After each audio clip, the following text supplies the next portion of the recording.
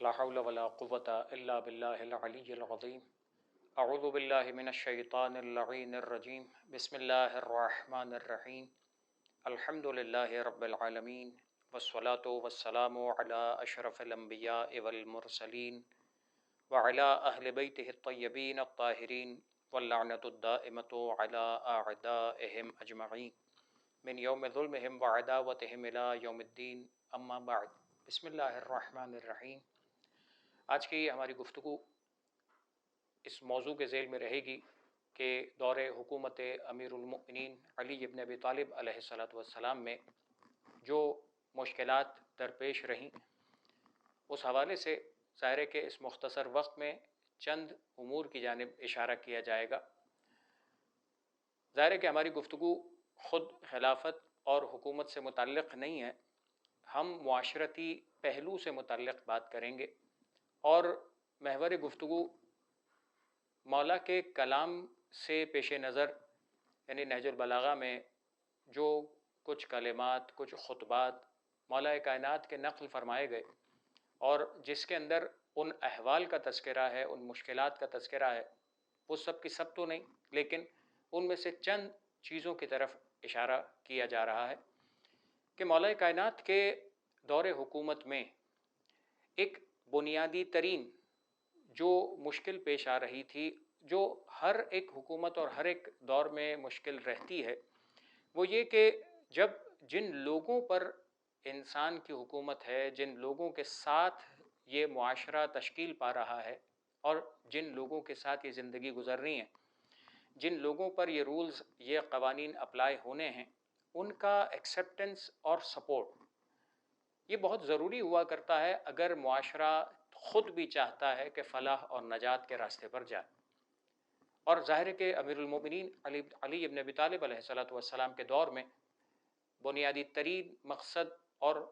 بنیادی ترین ہدف یہی تھا کہ عدل اور انصاف قائم کیا جا سکے. تو اس حوالے سے سب سے بنیادی ترین مشکل یہی پیش آتی ہے کہ لوگوں کے اندر وہ ایکسیپٹنس جب نہیں پایا جاتا، جب وہ لوگ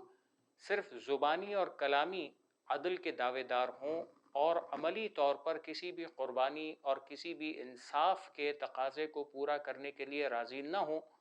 تو ظاہر ہے کہ مشکلات بڑھتی چلی جاتی ہیں اور اس معاشرے کے اندر وہ انتشار جسے ختم ہونا چاہیے تھا، جسے ختم ہونے کے لیے ہر ایک خواہش مند نظر آتا ہے، لیکن وہ ختم ہوتا ہوا بہت جلد نظر نہیں آتا. لیکن بہرحال ایک بنیادی ترین یہ ایک مسئلہ رہا، ایک جو معاشرے کے افراد کا رویہ رہتا ہے کہ جب جن پر ظلم ہوا، جو مظلوم ہیں، جن پر معاشرے میں کسی بھی طور پر ظلم کیا گیا، جب ان کے لیے انصاف کی بات کی جاتی ہے تو خوش بہت ہوتے ہیں اور خوشی کا اظہار کرنا بھی چاہیے. لیکن مسئلہ یہ ہے کہ ایسا شخص آ بھی جائے کہ جو انہیں انصاف دلانا چاہتا ہے، جو انہیں عدل اور انصاف کے معاشرے میں تبدیل کر کے اس امن کے گہوارے میں بدلنا چاہتا ہے، لیکن جب ان سلوگنز اور ان نعروں کے علاوہ وہ افراد، اگر وہ مثال کے طور پر بنیادی طور پر دو مثالیں کہ اگر وہ مالدار ہے اور اس کے پاس مال حرام ہے، تو ظاہر ہے کہ عدل و انصاف کا تقاضا یہ ہوگا کہ وہ مال حرام اس سے واپس لیا جائے گا، اور جو کہ امیر المؤمنین علی بن ابی طالب علیہ السلام کے دور میں مولا کے منشور میں شامل رہا کہ جہاں پر بھی یہ ظلم اور جور اور حرام اور غصب جتنی بھی چیزیں ایسی تھیں کہ جس کے پاس تھیں انہیں واپس لیا جانا تھا، واپس لیا جا رہا تھا، تو جب اگر مالدار طبقہ اس غلط مال کو، اس غصب کے مال کو دینے پر راضی نہ ہو اور اس پہ ناراضگی کا اظہار کرے، تو ظاہر ہے کہ یہ طبقہ اس عدل کے راہ میں رکاوٹ بنتا ہے کہ جسے مولا کائنات، جسے وہ رہبر اور جسے وہ نجات دہندہ امام معصوم قائم کرنا چاہتا تھا. بس اسی طریقے سے بعض مسائل دوسرے طرف سے بھی رہتے ہیں کہ جہاں پر وہ غریب و نادار اور مفلس اور متوسط اور وہ مظلوم طبقہ کے جن کے حقوق پامال کیے گئے، لیکن انہوں نے خود کچھ ایسے کام کیے کہ جو دوسروں پر کسی اور طرح سے مال کے علاوہ ظلم تھے، لیکن جب انہیں انصاف اور عدالت کے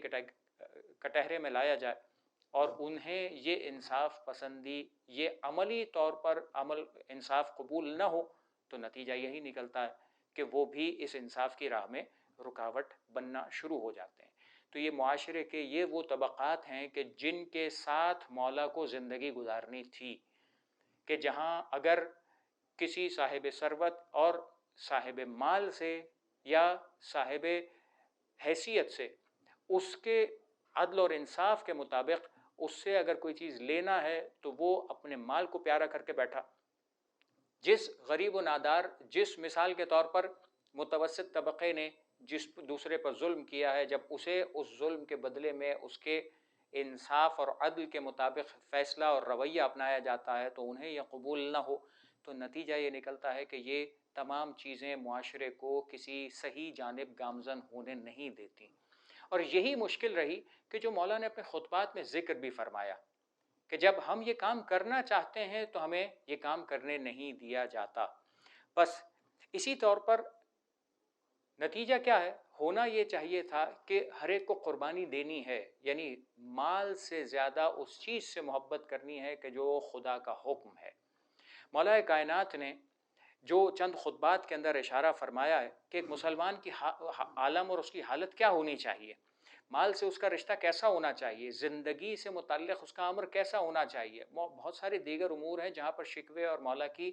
وہ تمام گہرائیوں میں باتیں موجود ہیں، لیکن ظاہر ہے کہ چند چیزیں صرف اشارتاً مقصود ہیں۔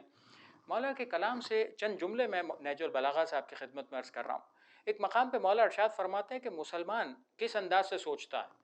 اس کا دامن خیانت سے پاک ہونا چاہیے، وہ پاک ہوتا ہے، وہ ہمیشہ پروردگار سے دو میں سے ایک نیکی کا امیدوار ہوتا ہے، یا تو اس کو داعی اجل آ جائے یعنی اسے موت آ جائے تو وہ امید رکھتا ہے کہ پروردگار اسے موت دے دے سکون اور اطمینان اور صحیح سلامتی کے راستے پر۔ دوسرا، جو کچھ اس کے پاس ہے اس کی بارگاہ میں وہ پیش کر دے اور اس دنیا سے کہیں زیادہ بہتر ہے اور وہ اس پروردگار کے پاس چلا جائے، ایک چیز۔ دوسری، یا رزق خدا حاصل ہو جائے، اور وہ صاحب اہل و مال جب ہوگا تو کیا ہوگا کہ اس کا دین اور وقار بھی برقرار رہے گا۔ جب وہ اس رزق کو خدا کا رزق سمجھے گا تو کبھی اس سے ایسی محبت نہیں کرے گا کہ کسی دوسرے کا حق مار کر اور وہ اپنے مال کو بڑھانے یا اسے سنبھالنے یا اسے باقی رکھنے کی جستجو و کوشش کی تمنا کرتا رہے۔ بس مولا فرماتے ہیں یہیں پر اسی خطبے میں جملہ ارشاد فرماتے ہیں، یاد رکھو مال اور اولاد دنیا کی کھیتی ہے، یہ دنیا کی یعنی ایک طرح سے وہ انسان کی کوشش کا پھل ہے کہ جو دنیا میں انسان کو نظر آتا ہے بس، اور عمل صالح آخرت کی کھیتی ہے، جو نیک عمل انسان کرتا ہے یہ آخرت کی کھیتی ہے، اس کا نتیجہ اسے آخرت میں ملنا ہے۔ بس مسلمان مطلب یہ ہے کہ خدا اور آخرت پر ایمان رکھتا ہے، مطلب یہ ہے کہ دین اور خدا کے حکم پر ایمان رکھتا ہے۔ پھر فرماتے ہیں کہ اور اس کا خوف اس طرح پیدا کرو کہ پھر معذرت نہ کرنی پڑے۔ خدا کا خوف ایسا ہونا چاہیے کہ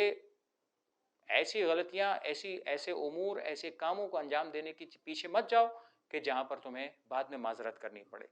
فرمایا عمل کرو، عمل جب کرو گے تو اس کا نتیجہ کیا ہونا چاہیے، خدا کی خاطر یا کسی اور کی خاطر؟ مولا نے یہاں پر یہ جملے ارشاد فرمائے کہ دیکھو عمل کرو تو دکھانے سنانے سے الگ رہو،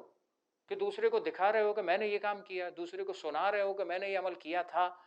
میں نے فلاں کام کی بنیاد رکھی اور میں نے فلاں کام کیا اور میں نے یہ دکھانے سنانے سے تم الگ رہو۔ جو شخص بھی غیر خدا کے واسطے عمل کرتا ہے،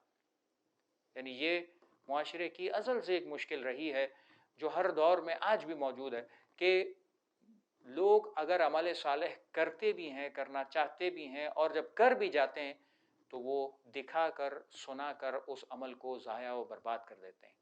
فرماتے ہیں کہ جو شخص بھی غیر خدا کے واسطے عمل کرتا ہے خدا اسے اسی شخص کے حوالے کر دیتا ہے۔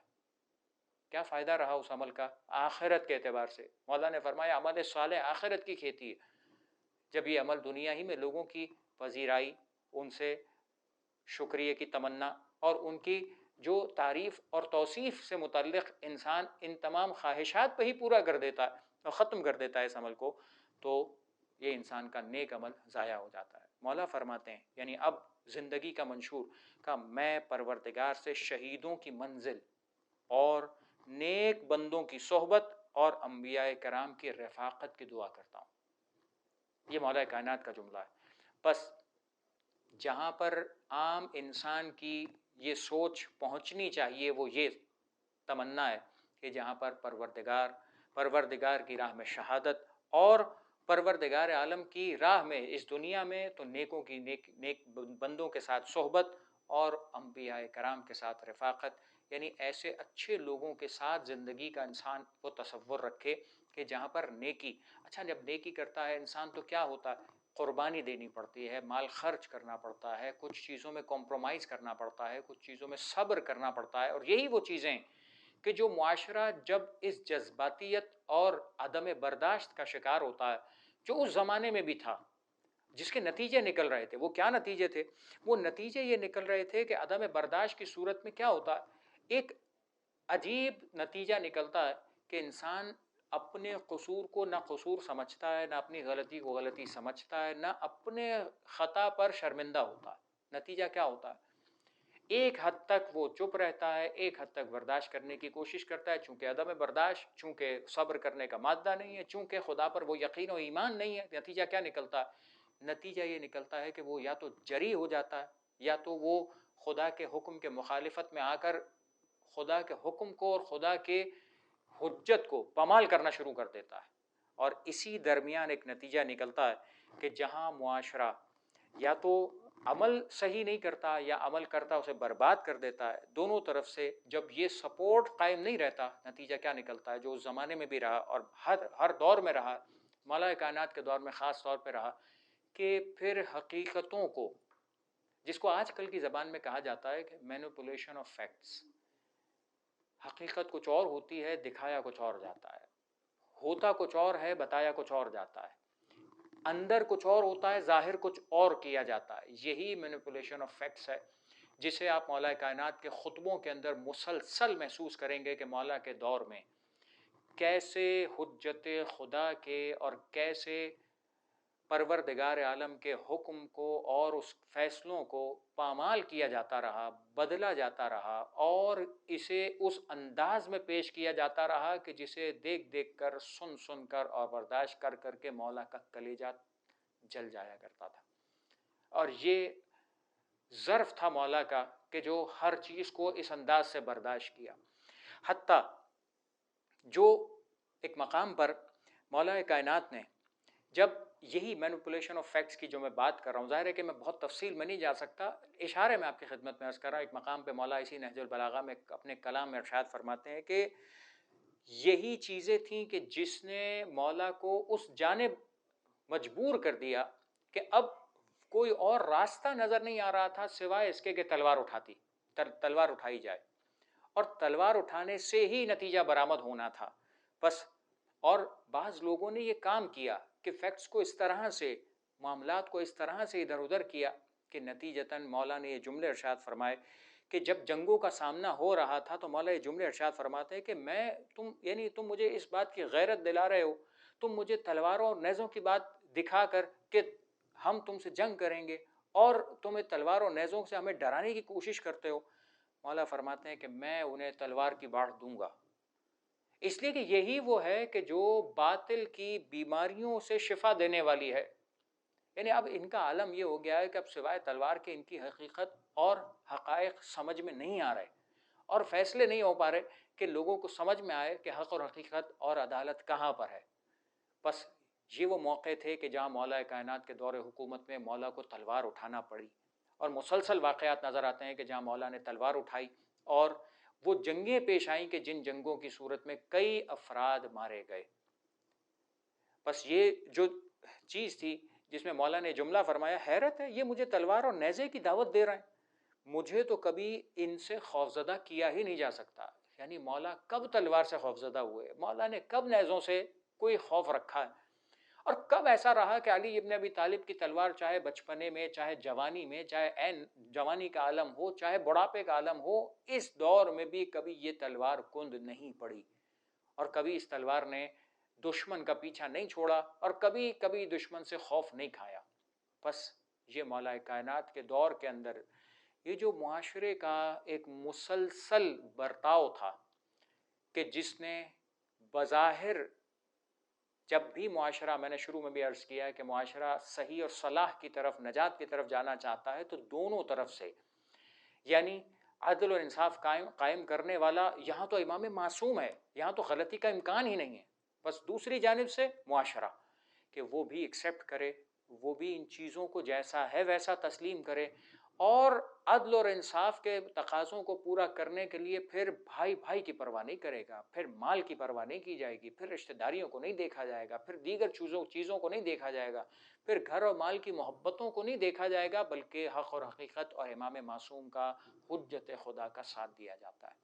بس یہ وہ مواقع نظر آتے ہیں کہ جہاں پر مولا نے مسلسل ان مشکلات کو فیس کیا، اور یہ سپورٹ مسلسل جو کم ہوتی رہی، اس سے متعلق مولا نے دیگر مقامات پر بھی نہج البلاغہ میں ارشاد فرمایا کہ جہاں پر رسول کے زمانے کے اندر جو ہم رسول کے ساتھی ہوا کرتے تھے، تو رسول کے ساتھیوں کا اور اصحاب کا عالم کیا تھا، اور جو تم لوگ میرا ساتھ دینے کے لیے جمع ہوئے ہو اور چاہتے ہو کہ عدل اور عدالت قائم ہو، چاہتے ہو کہ امام معصوم علی بن ابی طالب کا ساتھ دو، لیکن اس ساتھ دینے کے اندر بھی تم اس طریقے سے ہم پر نہ اعتقاد اور ایمان رکھتے ہو، نہ ہماری بات پر ویسا بھروسہ کرتے ہو، نہ تم ہماری بات پر چل کر ہمارا اس طریقے سے جیسے ساتھ دیا جانا چاہیے ویسا ساتھ دیتے ہو۔ بس یہ مسلسل ایک اذیت تھی کہ جو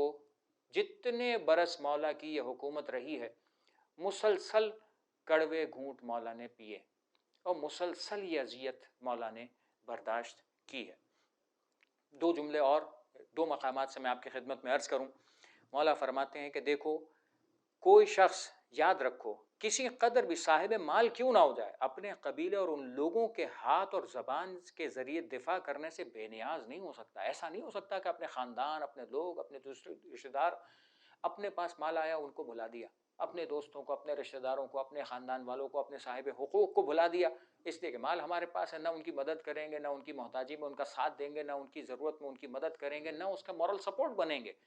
دین اسلام کہتا ہے کہ تم اپنے اطراف والوں کے لیے کم سے کم مورل سپورٹ، اس سے زیادہ مال ہے تو مال کے ساتھ سپورٹ بنو۔ نتیجہ کیا نکلے گا؟ بس نتیجہ اس کا ہی نکلے گا، اس خطبے کے اندر مولا نے آگے تفصیلات فراہم کی ہیں۔ نتیجہ کیا نکلے گا کہ یہی لوگ ہوں گے جو تمہارے مشکل وقت میں، جہاں کوئی ساتھ نہیں دے گا نا، یہ تمہارا دوست، تمہارا رشتہ دار، تمہارا خون ساتھ دینے کے لیے آئے گا۔ اگر تم نے ان کے ساتھ روابط برقرار رکھے، تم نے اگر ان کا ساتھ دیا، یہ تمہارے ساتھ کھڑے ہوں گے۔ بس یہ وہ منزل ہے کہ جہاں پر اس دنیا کی زندگی گزارنے کے لیے مولا نے یہ طریقہ اپنایا ہے۔ مومن مومن کا بھائی ہے، مومن مومن کے ساتھ ایسا رشتہ رکھے کہ صاحب ایمان ہونا اس کے لیے قدر کی نگاہ سے، اس کے لیے ایک ایسی حیثیت رکھتا ہو کہ وہ اپنے مال سے، اپنے کردار سے، اپنی تمام چیزوں سے دوسرے مومن کے لیے سہارا، مضبوط اور مستحکم بننے کے لیے ایک راستہ قرار پائے۔ بس مولا فرماتے ہیں کہ اس سے آگے ایک جملہ ہے کہ جب یہ کام ہوتا ہے تو مولا فرماتے ہیں کہ آگاہ رہو، تم میں سے کوئی شخص بھی اپنے اقربا کو محتاج دیکھ کر اس مال سے حاجت براری، یعنی اس کی حاجت پوری کرنے سے بھاگ نہ جائے۔ ایسا نہ ہو، بس یہ کیا ہو کہ جو باقی رہ جائے گا مال، کیا وہ ایسا ہوگا کہ باقی رہ کے بڑھ جائے گا، اور جو خرچ کر دیا جائے گا تو ایسا ہو جائے گا کہ وہ کم نہیں ہوگا۔ بس یہ جو تمام چیزیں ہیں کہ جو شخص عمل صالح نیک کام میں خرچ کرے گا، اس کا ریوارڈ پروردگار دنیا اور آخرت میں عطا کرتا ہے۔ یہ عمل صالح دنیا اور آخرت کے اندر انسان کو فائدہ دیتا ہے۔ بس یہ جو چیز ہے کہ جس سے مولا توجہ فرماتے ہیں اور اس بات کی طرف متوجہ کرتے ہیں کہ یہ مال، یہ تمام چیزیں، اپنا رشتہ دار، اپنا ساتھی، اپنا دوست، اپنے گھر والا، ان تمام چیزوں کا ساتھی بننا انسان کے لیے فائدہ ہے۔ امام حجت کا ساتھ دینا یہ انسان کے لیے بنیادی ترین فریضہ ہے۔ بس یہی جو مولا کائنات کے دور میں حالت رہی، مشکل رہی، نتیجتاً مولا نے وہ حال بھی دیکھا کہ 19ویں ماہ رمضان کو مولا کے سر پر ضربت مار دی گئی اور مولا کو اس دنیا سے شہید کر دیا گیا۔ مولا کے اوپر آنے والے ان مظالم کی یہ کیفیت، میں خطبہ نمبر 70 سے مولا کا وہ جملہ آپ کے سامنے پیش کرنا چاہتا ہوں کہ مولا ارشاد فرماتے ہیں، یہی نہج البلاغہ ہے مولا کا ارشاد۔ مولا فرماتے ہیں، ابھی میں بیٹھا ہوا تھا کہ اچانک میری آنکھ لگ گئی۔ یہ کب کی بات ہے؟ یہ اس سحر کی بات ہے جب مولا کو ضربت لگی ہے، کہ جب میں نے آنکھ لگی اور ایسا محسوس کیا کہ رسول خدا صلی اللہ علیہ وآلہ وسلم میرے سامنے تشریف فرمائیں، میں نے عرض کی کہ آپ کی امت نے میرے ساتھ بے پناہ کجروی کی، بہت دشمنیاں کی، میں نے بہت ایسا دیکھا کہ آپ کی امت نے میرے ساتھ بڑی دشمنی کی ہے۔ کہا میں نے اللہ کے رسول کو یہ کہتے ہوئے سنا، فرمایا بد دعا کر دو۔ مولا کہتے ہیں کہ میں نے یہ دعا کی، خدا مجھے ان سے بہتر قوم عطا کر اور انہیں مجھ سے زیادہ سخت ترین رہنما عطا کر۔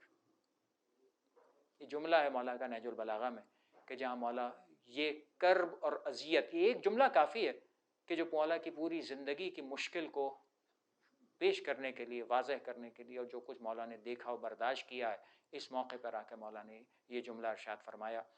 یعنی مولا تمنا کر رہے تھے کہ پروردگار مجھے وہ بہترین لوگوں کی اس قوم کی رفاقت عطا کر، اس قوم کے ساتھ ملحق کر دے، یعنی مجھے تو اپنے پاس بلا لے جہاں انبیاء ہیں، جہاں صالحین ہیں، جہاں تیرے پاکیزہ بندے ہیں، جہاں تیری جنت کی نعمتیں اور جہاں تیرے باکردار لوگ ہیں، مجھے وہ جگہ عطا کر دے، اور ان لوگوں کو وہ عطا کر کہ جیسے ان کی حرکتیں ہیں انہیں اور سخت ترین لوگ عطا کر، تاکہ وہ آ کر ان کے ساتھ جیسا یہ ہیں ویسا برتاؤ کریں۔ وآخر دعوانا ان الحمد للہ رب العالمین۔